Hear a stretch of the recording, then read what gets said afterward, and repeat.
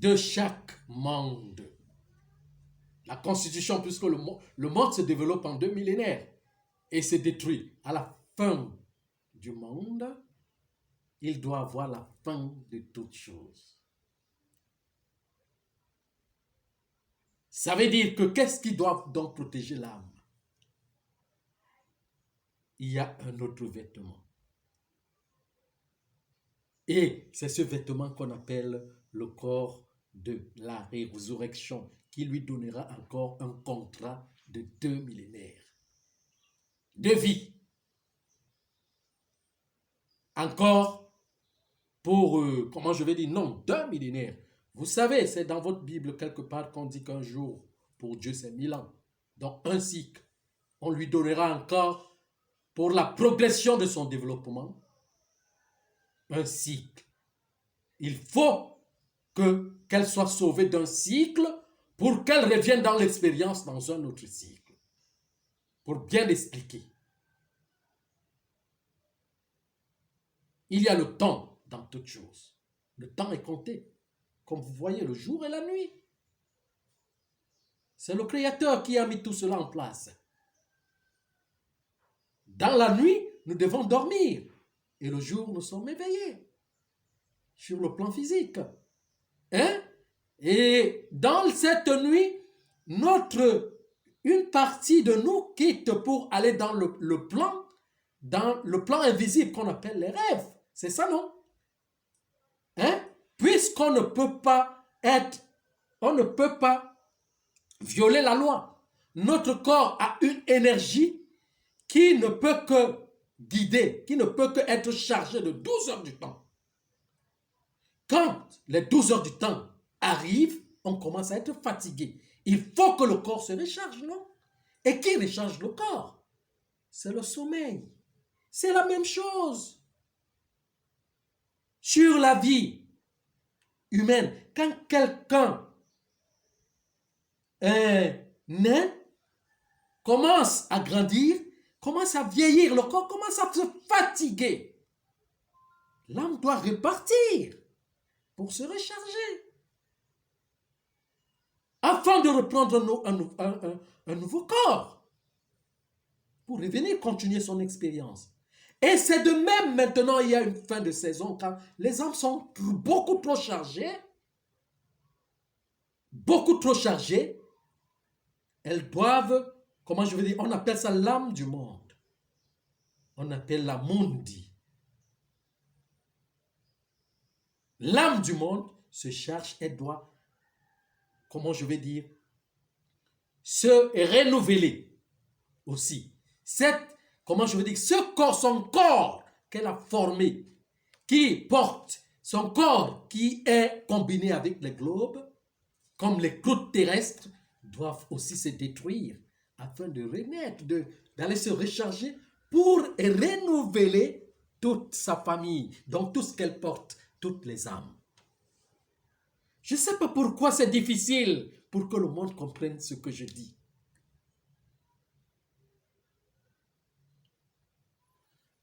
Oui. Bon, Vénérable, excusez-moi de vous interrompre, mais la question... Sans problème. Il faut toujours poser les questions. Doit-on éviter les gens qui ne sont pas prêts à accepter la mort ou bien? Non, ce n'est pas ça. Quand on dit la fin, quand on dit la fin, on parle du processus de la fin. Je dis bien, ceux qui pensent la fin pour les autres, c'est eux qui sont les plus méchants. C'est eux qui prônent même pour la sorcellerie. Ça veut dire que quand on est à la fin d'une saison, c'est comme, par exemple, on est dans une école et puis à la fin d'année, tout le monde doit partir au repos. Mais ceux qui disent que cette fin ne sera pas pour eux, sera seulement pour les autres, c'est eux-là qui prônent pour la sorcellerie. C'est eux-là qui sont des mauvaises personnes. Pourquoi? Parce que nous devons apprendre le processus de la fin. Qu'est-ce que c'est? Qu'est-ce que c'est? Le processus de la fin est un programme qui vient toucher tout le monde entier. le monde entier. Mais regardez, même à la Première Guerre mondiale, avant la Première Guerre mondiale, quand il y a eu ce problème qu'on appelle ce problème d'armes bactériologiques que les impérialistes ont mis en place, auquel il y a eu épidémie. On parlait de l'épidémie. Avant une guerre mondiale, on parle toujours de l'épidémie. Ça n'a pas été mondial. Mais aujourd'hui, l'épidémie du coronavirus a été mondiale, non? On a confiné tout le monde entier. C'est pas ça, c'est pas le signe. C'est ce signe qui doit vous montrer que si et seulement s'il y a un problème, actuellement, c'est un problème qui va toucher tout le monde entier, sans exception. C'est ça l'énergie. Les Africains, les Noirs disaient que c'est le problème des Blancs. Mais aujourd'hui, hein, ils sont en train de voir ce complot venir vers eux, non? Hein? Ils seront vaccinés d'une manière ou d'une autre et par obligation, parce que à un certain moment, ça commence que non, c'est pas obligatoire. Après, on vous dira, ça a muté, le virus a muté, c'est en train d'arrêter les enfants, les maisons, ceci, cela, il faut déjà une campagne de vaccination. Et quand les populations vont refuser, sachez que l'armée va entrer dedans. Je vous dis ce qui va se passer. Pour les Africains. Mais pour les Blancs, par exemple, eux, ils sont organisés. On les maintient sur quelque chose. L'appât, leur appât, c'est le quotidien. Ça veut dire que si tu ne te vaccines pas, tu ne travailles pas ici, tu ne marches pas dans tel magasin, tu ne sors pas, tu ne sortiras pas. C'est ça l'appât. Et ils vont tomber là parce que tout le monde, c'est toujours ça, tout le monde a peur de mourir. C'est ça le problème. Mais le vaccin aussi, c'est un venin mortel qui est en train de venir tuer les cellules. Vous comprenez un peu? Alors, chez les Africains, donc chez nous, je vous dis, ça sera obligatoire. Vous allez voir, d'ici 1 an, 2 ans, avec l'armée, on va vous obliger de le faire d'une manière ou d'une autre. C'est ça. Parce que puisque le Christ arrive, c'est un point cristallique. Tu vois un peu. Vous voyez un peu ce que je suis en train de dire. Donc, à un certain niveau, il y a compilation. Même ces impérialistes, ces dirigeants sont aussi manipulés par ces énergies à faire bouger des populations. Des populations. Ceux qui, donc, c'est par là que ceux qui pensent que eux, ils n'étaient pas. Eux, ils sont protégés, qu'ils ne sont pas dedans, seront dedans. Quand on fermait là, dernièrement, là, toutes les religions étaient fermées, non? C'est pas ça? Vous pensez que s'il y a un décret qui vient, un problème, un événement de la faim qui vient toucher le monde, ça touchera seulement une partie du monde et laissera les autres? Non. C'est ça que je dis donc que tous ceux qui n'acceptent pas, parce que quand il faut accepter être prévoyant et commencer à monter la garde de sa foi, ça veut dire que mourir intègre, sans pas mourir comme un esclave, mais mourir comme un intégriste, hein? Comme un révolutionnaire conscient. Vous voyez un peu, hein? N'est-ce pas? Je vous avais dit que ça va arriver, non? Ici au Cameroun, qu'est-ce qu'on a dit? Il y a une annonce qui est sortie, non? Il a dit que le ministre de l'Éducation est en train de demander que le test doit passer dans toutes les écoles. Je vous ai dit ça, non? Je vous ai dit ça, non? Avant qu'il y avait ce mouvement, que ce mouvement devrait se passer, je vous avais dit ça, non? Que on devrait, le monde, les écoles devraient fermer, tout le monde entier, même les entreprises. Je vous avais dit ça, non? Devrait. Mais il y a encore une autre chose qui est en train d'arriver, qui est encore plus fort que ça, que vous ne pouvez pas voir et vous ne pouvez pas comprendre. Oui? Vénérable Maître, excusez-moi toujours de vous couper, mais nous aimerions que ce sujet soit un peu fait après cette séance. Quel sujet? Le sujet du message pour le test du dépistage pour tous les élèves au Cameroun. Oui, Nous aimerons que vous nous parlez de ça après. c'est sans problème.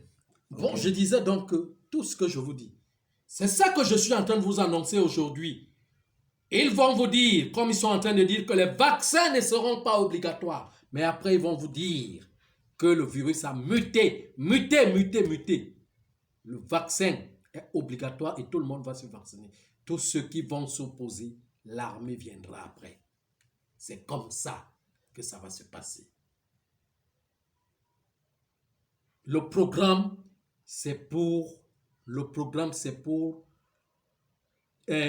ce vaccin, c'est pour tuer la population.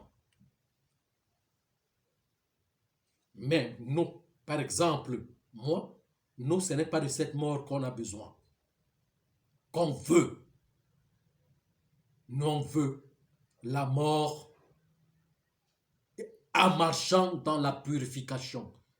La purification, ça veut dire que marchant dans le chemin qui permet de rendre son âme plus légère pour repartir, mais pas qu'on reste esclave.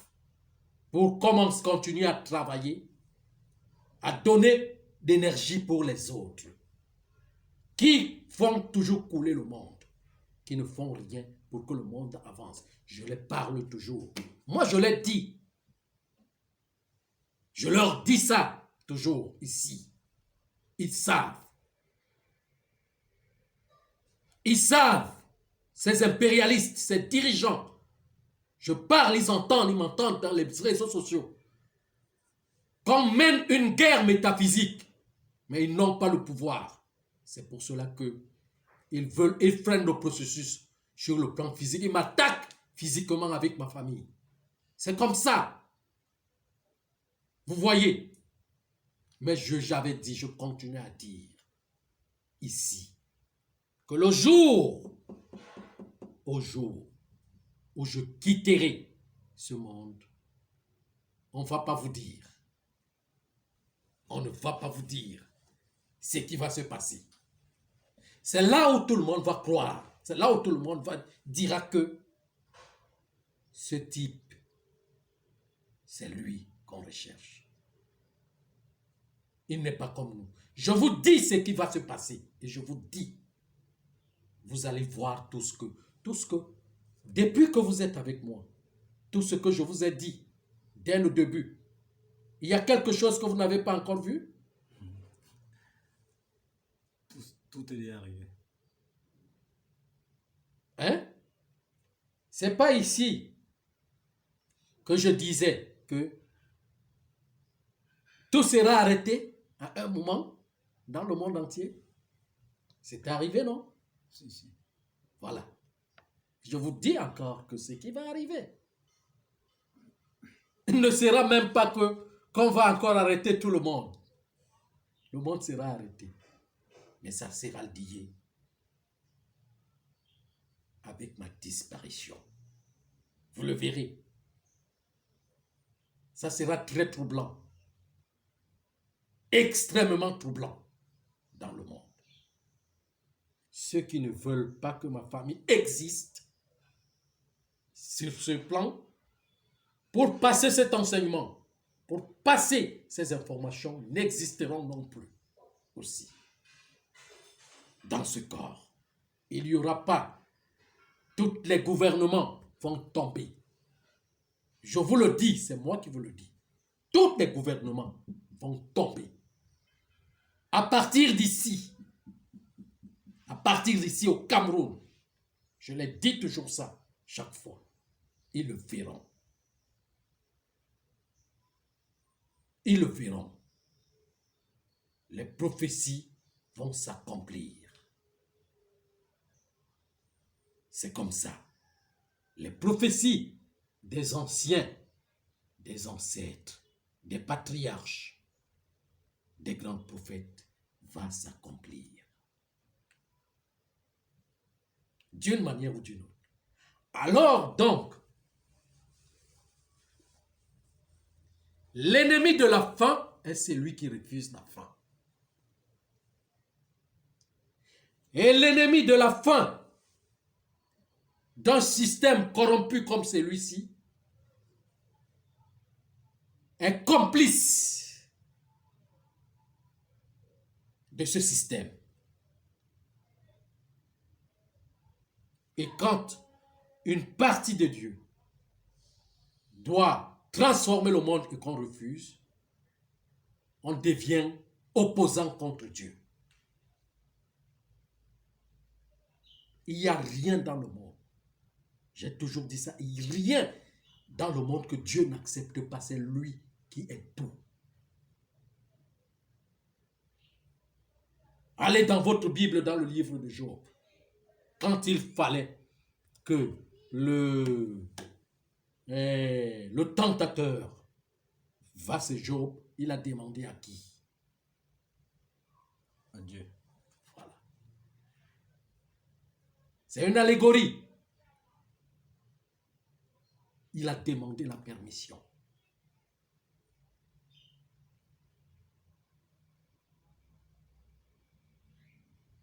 C'est comme ça. C'est pour cela qu'il est toujours dit que un grand malheur s'achève par un grand bonheur. Un bonheur s'achève par un malheur. Tous marchent ensemble. Et alors, il faut être conscient du bonheur et du malheur. Il ne faut pas seulement accepter un côté et laisser l'autre. Là, on est un mauvais serviteur. Si on accepte le jour et on n'accepte pas la nuit, on devient une mauvaise personne. Si on accepte l'homme, on n'accepte pas la femme, on devient une mauvaise personne. Si on accepte le bonheur et on n'accepte pas le malheur, on devient nuisible dans le monde. Et on ne doit pas attendre la fin des autres, ou bien on ne doit pas faire des messes pour invoquer la fin des autres, pour parler la fin des autres. On doit parler de notre fin et la fin de l'ensemble. C'est une très grande sorcellerie de parler de la fin des autres et non de sa propre fin ou de la fin de sa communauté.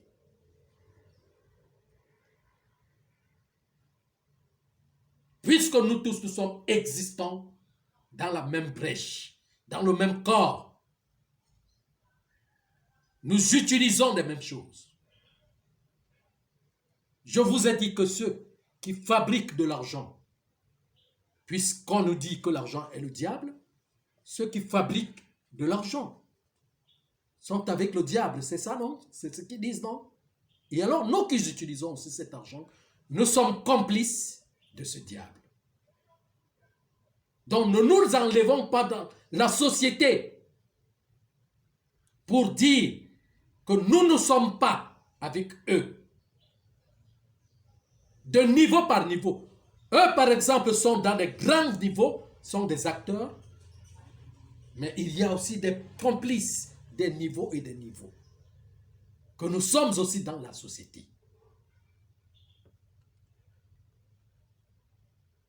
Et alors, on ne peut pas prôner du changement en utilisant les mêmes choses, la même école, la même éducation, les mêmes armes de ceux que, comment je vais dire, de ceux qui nous imposent cela. C'est pour cela que cette éducation, ou ce monde, avec son organisation, avec toutes ses religions, avec toute sa politique, avec toute sa spiritualité, avec toute son économie, ne peut pas sauver le monde. Il faut une autre présence, d'une autre éducation, d'une autre planification, d'une autre économie Parce que chez nous, dans notre monde, nous, l'argent représente la sagesse. La monnaie représente la sagesse. La richesse d'un patriarche représente sa sagesse. Représente son intelligence qui unit les familles. C'est ça la véritable richesse. C'est pas avoir l'argent, faire l'individualité, le gros dos et les concurrences et autres. Des choses qui apportent les concurrences et les altercations. Les affrontements. Non. C'est l'unité. L'argent, la richesse d'un patriarche, c'est la sagesse qui vient unir les familles. D'une manière ou d'une autre. Alors vous verrez donc que tous sont séparés et même au milieu d'eux. Quand vous allez partir sur les Juifs, vous allez trouver que dans le judaïsme, tous les rabbins ne s'entendent pas. Ça veut dire que chacun va créer ses propres fidèles, va chercher ses fidèles. Vous verrez dans le christianisme, tous ne s'entendent pas. Ils parleront de même Jésus, mais ils sont 10 milliards de pasteurs. 10 000 pasteurs, 20 000, 30 000. Tu pars chez les catholiques. Eux, au moins, par exemple, ils sont un peu organisés, mais leur organisation est au niveau délimité. Ça veut dire que le prêtre ne doit pas avoir de famille. Il se sépare de sa famille. Il ne se marie pas. Il n'est pas ceci, il n'est pas cela. Ça veut dire, on le prend. Quand il vient, c'est pourquoi? Parce que si et seulement si il y a un prêtre va par exemple être marié, parce que c'est un point politique, sa femme ne sera pas tellement d'accord de tout ce qu'il va accepter. Ça veut dire qu'il y aura des révolutionnaires à partir de la femme. Vous voyez, donc sur le point politique, il faut prendre certaines personnes qui obéiront le clan. Ne pas introduire ceux qui ne sont pas de cet ordre. Pourquoi? Parce qu'ils vont apporter la révolution. Ils verront les enfants qui vont contester leur père. Les femmes qui vont contester leur mari, qui seront prêtes. Et ça va les diviser. Ça veut dire, c'est pour cela qu'ils se sont retirés, pour faire cette fondation, pour enlever ce processus de mariage. Et ils ont mêlé même Jésus là-dedans, dans leur histoire. Vous voyez un peu. Mais dans l'exemple, ils disent aux autres, mariez-vous, nous allons consacrer le mariage. Hein? La mère de Jésus appelle Marie. Hein? Son nom veut dire le mariage. Marie. C'est pas ça? Mais d'où vient-il qu'on enlève le mariage dans cette société? Alors je vous dis donc que je ne parle pas de cet enseignement-là. Je ne peux pas être d'accord avec cet enseignement. D'une manière ou d'une autre. Vous voyez, vous allez partir dans le bouddhisme, eux aussi, ils ont leur histoire là, j'oublie même le nom, ou chasteté ou quoi, je ne sais même pas. Comment ils appellent les moines? Voilà, la même chose. Hein? Et maintenant, si et seulement si on exclut la femme, donc, qui va l'enseigner? D'où viendront les expériences entre cette cohésion pour que la sagesse sorte? Puisque la création est mâle et femelle. N'est-ce pas? C'est dans votre Bible qu'on le dit. L'homme a été créé mâle et femelle, non? Mais pourquoi vous séparez?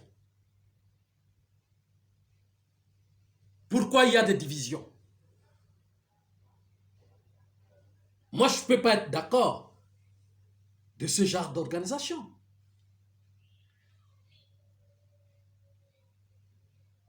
Vous voyez un peu. Et chacun tire sa brèche. C'est chaque religion en elle-même qui sera sauvée et les autres iront en enfer. C'est chaque peuple qui sera sauvé, l'un et les autres iront en enfer. Les Noirs disent que les Blancs iront en enfer parce qu'ils les ont matés. Eux vont être et ils vont faire renaître le panafricanisme. L'Afrique va renaître sans les Blancs. Dites-moi un peu, est-ce qu'il pourra avoir un monde sans Blanc, sans Noir? Est-ce qu'il peut avoir un monde sans jour? Est-ce qu'il peut avoir un monde sans nuit?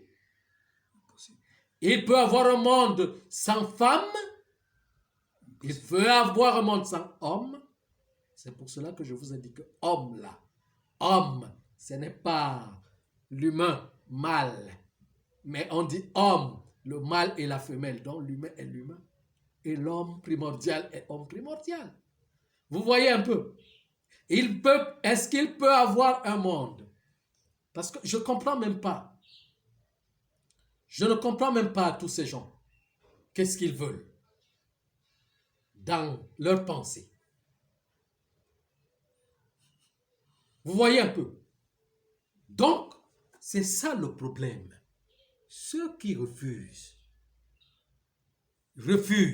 la faim sont des sorciers qui convoquent cette faim pour les autres.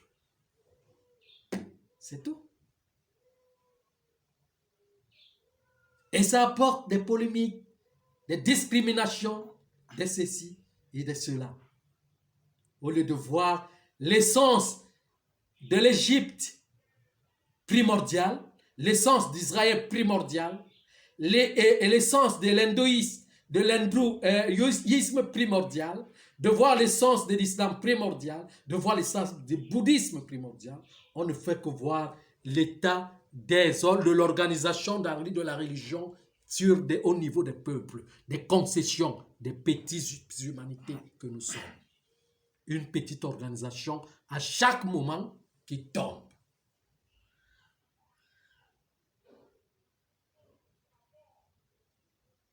Il y a un siècle, il y a eu Première Guerre mondiale.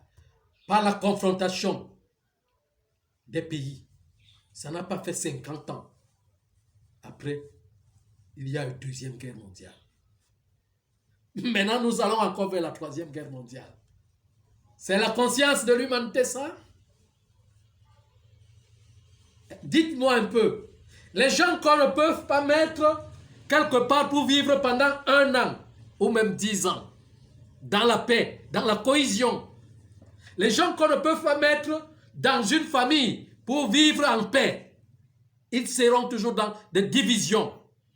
Parce que vous verrez toujours d'aucuns qui ont des cœurs lourds comme des pierres, qui n'ont pas de tolérance, qui n'acceptent pas tel point et tel autre, et qui n'acceptent pas la cohésion, la vie d'ensemble. Qui nous donne? C'est la terre, c'est le terrestre qui nous donne. C'est le globe qui nous donne, c'est notre planète qui nous donne. Les matières premières, les ressources, le pétrole, l'hydrocarbure, tout ce que nous avons dans la science et dans la technologie aujourd'hui, où nous sommes fiers, c'est elle qui nous donne. Mais elle nous demande quoi? Elle ne nous demande rien en retour. Mais nous sommes toujours dans des divisions,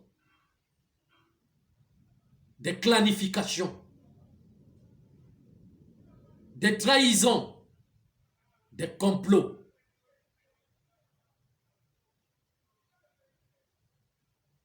Alors, ceux qui disent qu'ils attendent le Messie, qu'ils attendent le Messie, l'aimeront, même si on le met au milieu d'eux. Ils ne vont pas le renier, ou bien ils ne vont pas dire qu'il n'a pas, il n'est rien, à un certain niveau, mais ils disent qu'ils l'entendent, un humain. Après, ils vont faire comment? Ils vont l'applaudir? Ou bien ils vont dire, oh, c'est toi qu'on attendait, on t'aime vraiment, viens au milieu de nous. Comme quand tu es au milieu de nous, on sera réconciliés. Il n'y aura plus les gourmands, il n'y aura plus les avares, il n'y aura plus les voleurs, il n'y aura plus les corrompus. Et quel est cet humain qui les dira? Ne serez plus avare. Combien de temps les prophètes l'ont dit toujours? ne faites plus ceci. Et les gens ont toujours dit, ah, qu'est-ce qu'il nous dit là, on le fait. Alors vous pensez que c'est comme ça que ça va se passer?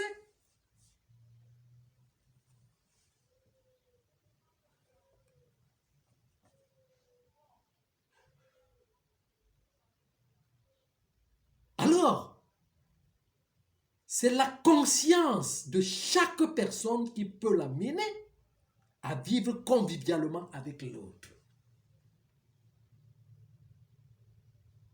S'il y a inconscience dans l'âme, il y aura toujours des concurrences. Il y aura toujours des avares. Il y aura toujours des gourmands. Il y aura toujours des voleurs. Il y aura toujours des corrompus. C'est comme ça que ça se passe. Donc, Dieu lui-même se charge de renouveler notre âme. Ça veut dire que ce qui nous amène à le faire meurt, doit mourir. La personnalité et ce corps doivent mourir pour qu'on prenne le corps de résurrection qu'on appelle le corps de lumière, le corps de conscience. Vous voyez un peu ce que je suis en train de dire? Parce que nous-mêmes, on ne le peut pas. Nous ne le pouvons pas. C'est difficile.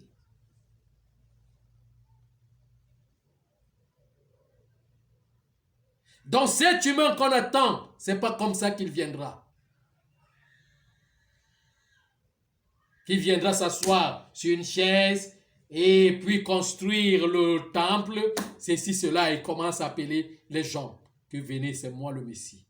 Ça, c'est faux. C'est des événements avec des événements.